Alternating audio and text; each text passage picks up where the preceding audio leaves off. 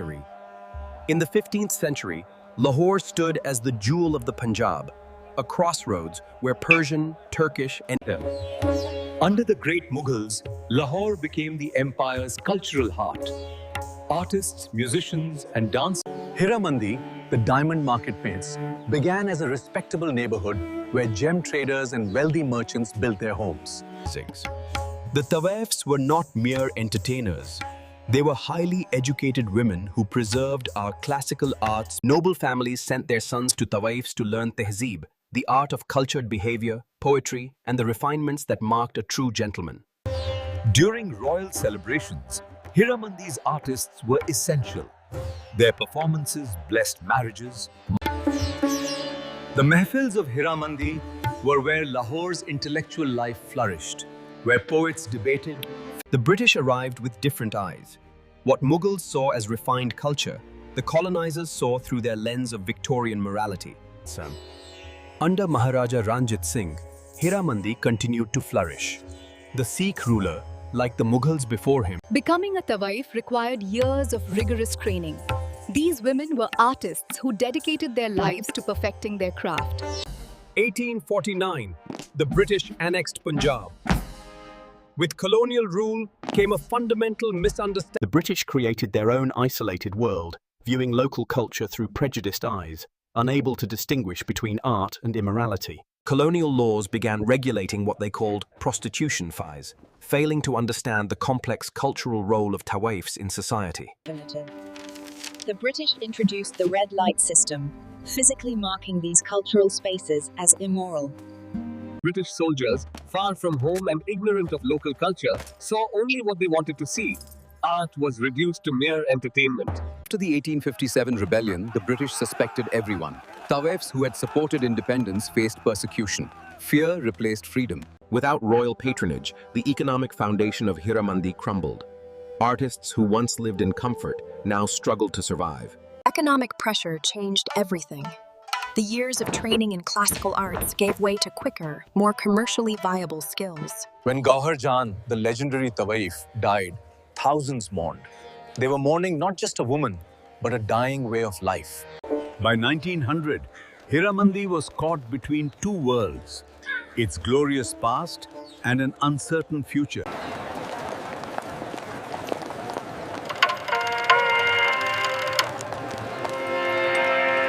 Cinema arrived like a lifeline. Many Tawaifs saw in this new art form a chance to preserve their skills and gain respectability. The first generation of subcontinental film actresses came from Hiramandi. They brought their training in classical arts to the silver screen. The 1920s saw Hiramandi's last golden period. It became the subcontinent's center. But colonial authorities intensified their moral hygiene campaigns, further stigmatizing and criminalizing traditional cultural practices. Hiramandi remained one of the few spaces where Hindu, Muslim, and Sikh cultures. During the freedom struggle, many Tawaifs secretly supported the cause, using their connections to fund and shelter revolutionaries. As partition approached, even Hiramandi couldn't escape communal poison. The secular sanctuary began to crack. Partition tore through Hiramandi like everywhere else. Artists who had lived together for generations were suddenly enemies. After partition, Hiramandi was a shadow. Many Hindu and Sikh artists had fled. As Pakistan became an Islamic republic, questions arose about Hiramandi's place in a nation defining itself through religious identity. The 1950s film industry provided temporary refuge. Hiramandi's artists found work in Pakistani cinema. Social stigma deepened. Families connected to Hiramandi hid their associations. The artist became the outcast. The 1960s brought Western-style modernization. Traditional mehfils gave way to nightclubs. Economic desperation transformed Hiramandi. What was once cultural preservation became survival. Art gave way to exploitation. Regular police raids terrorized Hiramandi. Women were arrested, humiliated, and punished under new Islamic laws. Hiramandi went underground.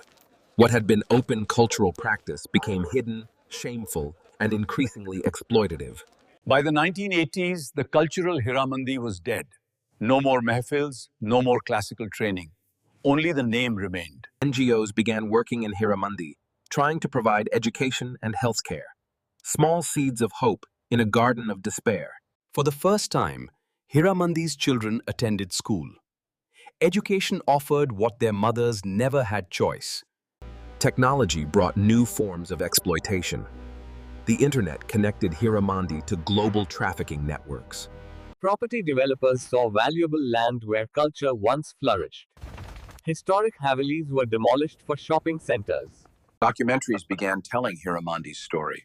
The world learned of this tragedy, how colonialism and extremism destroyed a cultural treasure. Women in Hiramandi began organizing, demanding rights, protection, and dignity. The daughters refused to accept their mother's fate. Media exposed police corruption in Hiramandi. For a brief moment, accountability seemed possible. Authorities tried promoting Hiramandi as cultural heritage for tourists, but it was hollow, celebrating a culture they had helped destroy.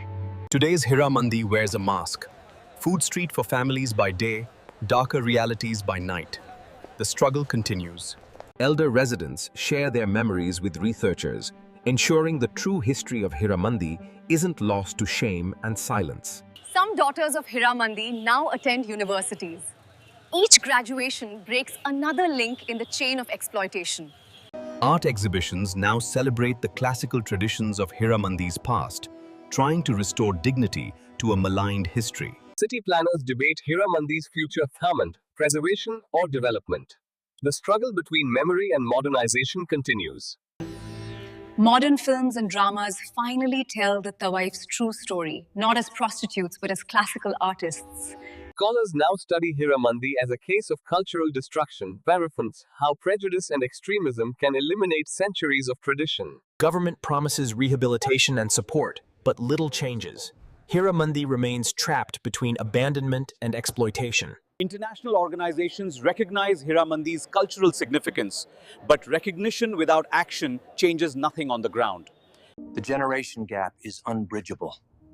Elders mourn a cultured past their grandchildren can't even imagine. Night falls on modern Hiramandi.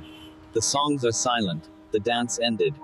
Only shadows remain of what once was. Many in Hiramandi have turned to faith for solace, seeking redemption from a history they didn't choose.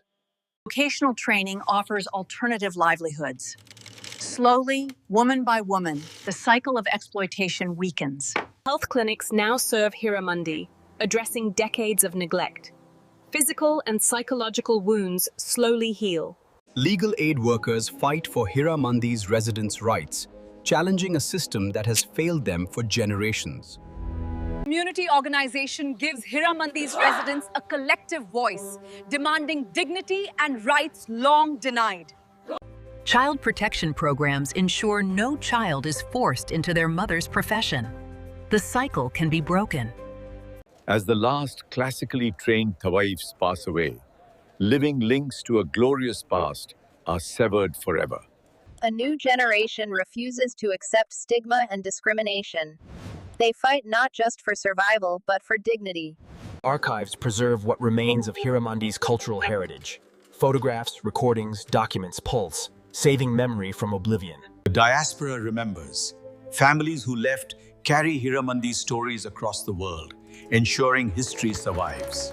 Archaeologists uncover Hiramandi's layers: Mughal, Sikh, British, Pakistani, each era's traces telling the story of transformation.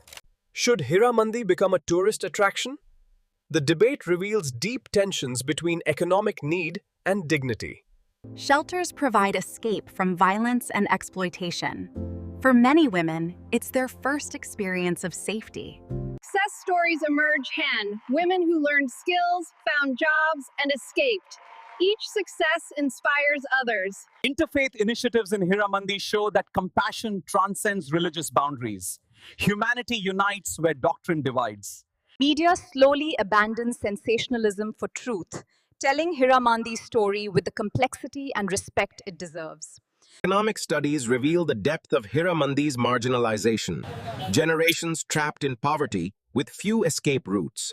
Occasional cultural performances honor Hiramandi's artistic past, reminding us of what was lost to prejudice and extremism. Police reform slowly changes how law enforcement treats Hiramandi's residents, Pengyans, from persecution to protection. As another day ends in Hiramandi, the weight of history presses down, while hope for tomorrow struggles to rise. Sometimes I imagine a different history, Fitz, where colonialism never came, where extremism never took hold, where culture thrived. Each morning brings small victories. Another child in school, another woman employed, another family's cycle broken. Historical markers now acknowledge Hiramandi's cultural significance, ensuring future generations know what stood here. Reunions bring together those who left and those who stayed, maintaining bonds that transcend stigma and distance. Scholars worldwide now study Hiramandi, understanding it as a crucial case study in cultural destruction and resilience. Policy recommendations pile up: comprehensive rehabilitation, economic support, social integration. Implementation remains the challenge. Hiramandi's story resonates globally, a warning about how quickly intolerance can destroy centuries of culture. Young leaders from Hiramandi bring fresh perspectives and determination, refusing to be defined by their birthplace's stigma. Technology offers new opportunities: online work, digital education, global connections. The internet provides escape routes. In the old Havelis, if you listen carefully, you can still hear echoes, ghazals. Documentaries carry Hiramandi's story worldwide, creating understanding and empathy where ignorance and prejudice existed. Conservationists race to preserve Hiramandi's architectural heritage before developers erase the last physical traces. Microfinance provides capital for small businesses, allowing families to build legitimate livelihoods and escape exploitation. Teaching Hiramandi's true history to young people restores pride in cultural heritage and challenges internalized shame. Legal victories slowly establish precedents protecting Hiramandi's residents' rights, challenging centuries of marginalization. Slowly, social barriers break down as Hiramandi's residents integrate into broader society, challenging stereotypes through daily interaction. Healthcare initiatives show remarkable success. Diseases treated, mental health addressed, dignity restored through compassionate care. A new generation of artists, some from Hiramandi itself, work to revive classical traditions, reclaiming cultural heritage. International solidarity shows Hiramandi they're not alone. Global civil society stands with the marginalized everywhere. In children's laughter lies hope. They dream of becoming doctors, teachers, artists. For them, Memorial services honor those lost to violence, disease, and despair. Acknowledgement of suffering is the first step to healing. When Hiramandi produced its first doctor, the celebration echoed through the streets. The impossible had become possible. The Oral History Project completes ready. Hundreds of stories preserved, ensuring the truth survives even if the place doesn't. New development plans try to balance preservation with progress, seeking to honor the past while building a better future. Women's cooperatives provide collective strength, economic independence, and most importantly, dignity through solidarity. The museum tells Hiramandi's complete story, the glory and the tragedy, ensuring history isn't forgotten or sanitized. Reconciliation between Hiramandi and broader society requires honest dialogue, acknowledging both historical injustice and shared humanity. I've spent my life witnessing Hiramandi's transformation. From cultural zenith to Nadir, it says, the young take over now, carrying forward both memory and hope. They'll write Hiramandi. Mentioned. In the laughter of children heading to school, in the determination of women building new lives,